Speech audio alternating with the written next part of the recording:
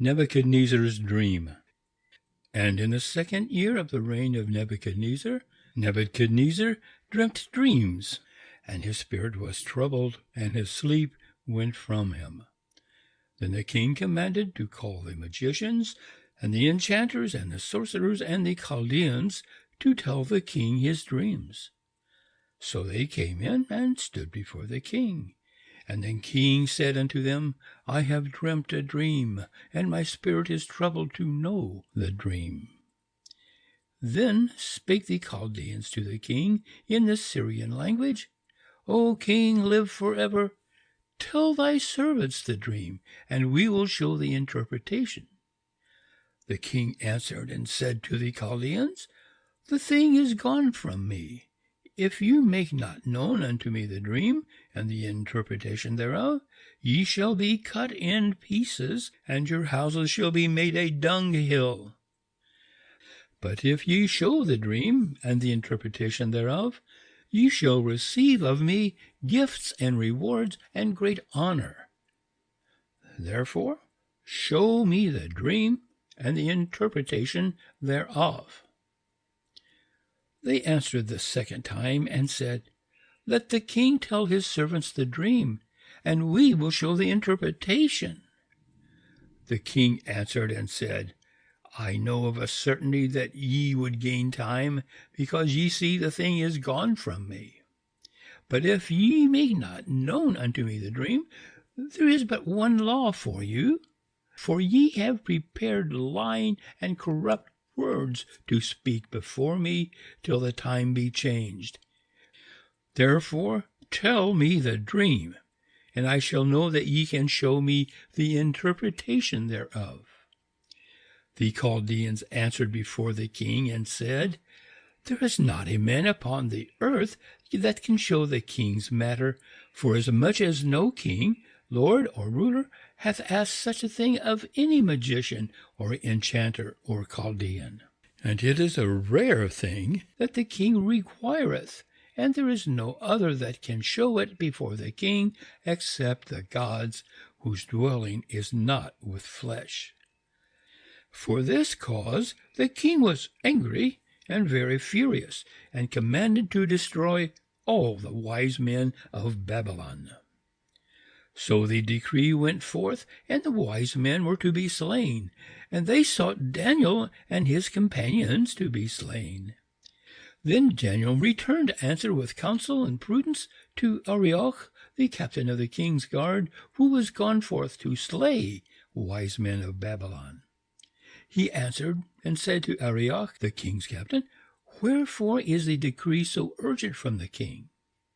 And Arioch made the thing known unto Daniel. And Daniel went in and desired of the king that he would appoint him a time, and he would show the king the interpretation. Then Daniel went to his house and made the thing known to Hananiah, Mishael, and Azariah, his companions, that they should desire mercies of the God of heaven concerning this secret, that Daniel and his companions should know or perish with the rest of the wise men of Babylon. Then was the secret revealed unto Daniel in a vision of the night. Then Daniel blessed the God of heaven. Daniel answered and said, Blessed be the name of God for ever and ever, for wisdom and might are his. And he changeth the times and the seasons. He removeth kings and setteth up kings. He giveth wisdom unto the wise, and knowledge to them that have understanding. He revealeth the deep and the secret things. He knoweth what is in the darkness, and the light dwelleth with him. I thank thee and praise thee, O thou God of my fathers, who hast given me wisdom and might, and hast now made known unto me what we desired of thee, for thou hast made known unto us the king's matter. Therefore Daniel went into Arioch, whom the king had appointed to destroy the wise men of Babylon. He went and said thus unto him, Destroy not the wise men of Babylon. Bring me in before the king, and I will show unto the king the interpretation. Then Arioch brought in Daniel before the king in haste, and said thus unto him, I have found a man of the children of the captivity of Judah, that will make known unto the king the interpretation. The king answered and said unto Daniel, whose name was Belteshazzar, Art thou able to make known unto me the dream which I have seen, and the interpretation thereof? Daniel answered before the king and said, The secret which the king hath demanded can neither wise men, enchanters, magicians, nor soothsayers show unto the king. But there is a God in heaven that revealeth secrets, and he hath made known to the king Nebuchadnezzar what shall be in the latter days. Thy dream and the visions of thy head upon thy bed are these. As for thee, O king, thy thoughts came into thy mind upon thy bed, what should come to pass hereafter, and he that revealeth secrets hath made known to thee what shall come to pass. But as for me, this secret is not revealed to me for any wisdom that I have more than any living, but to the intent that the interpretation may be made known to the king, and that thou mayest know the thoughts of thy heart. Thou, O king, sawest, and behold, a great image. This image, which was mighty and whose brightness was excellent, stood before thee, and the aspect thereof was terrible. As for the image, its head was of fine gold, its breast and arms of silver, its belly and its thighs of brass, its legs of iron, its feet part of iron and part of clay. Thou sawest till that a stone was cut out without hands, which smote the image upon its feet that were made of iron and clay, and brake them unto pieces. Then was the iron, the clay, the brass, the silver, and the gold broken into pieces together, and became like the chaff on the summer threshing floors, and the wind carried them away, so that no place was found for them. And the stone that smote the image became a great mountain, and filled the whole earth. This is the dream, and we will tell the interpretation thereof before the king. Thou, O king, art King of kings, unto whom the God of heaven hath given the kingdom, the power, and the strength, and the glory.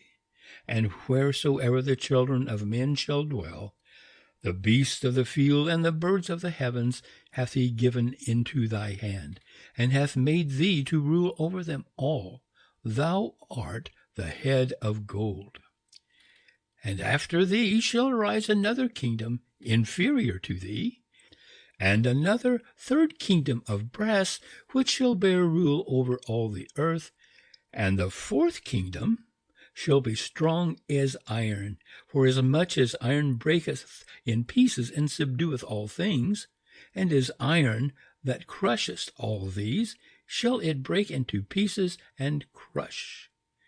And whereas thou sawest the feet and toes, part of potter's clay and part of iron, it shall be a divided kingdom, but there shall be in it of the strength of the iron, for as much as thou sawest the iron mixed with miry clay. And as the toes of the feet were part iron and part of clay, so the kingdom shall be partly strong and partly broken. And whereas thou sawest the iron mixed with miry clay, they shall mingle themselves with the seed of men, but they shall not cleave one to another, even as iron doth not mingle with clay. And in the days of those kings shall the God of heaven set up a kingdom which shall never be destroyed, nor shall the sovereignty thereof be left to another people. But it shall break into pieces and consume all these kingdoms, and it shall stand forever. For as much as thou sawest that a stone was cut out of the mountain without hands, and that it brake into pieces the iron, the brass, the clay, and the silver, and the gold, the great God hath made known to the king what shall come to pass hereafter. And the dream is certain, and the interpretation thereof sure. Then the king Nebuchadnezzar fell upon his face and worshipped Daniel, and commanded that they should offer an oblation and sweet odors unto him. The king answered unto Daniel and said, Of a truth your God is the God of gods, and the Lord of kings, and a revealer of secrets, seeing thou hast been able to reveal this secret.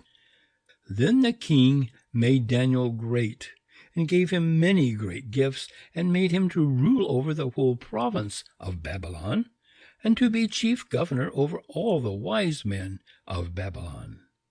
And Daniel requested of the king, and he appointed Shadrach, Meshach, and Abednego over the affairs of the province of Babylon. But Daniel was in the gate of the king.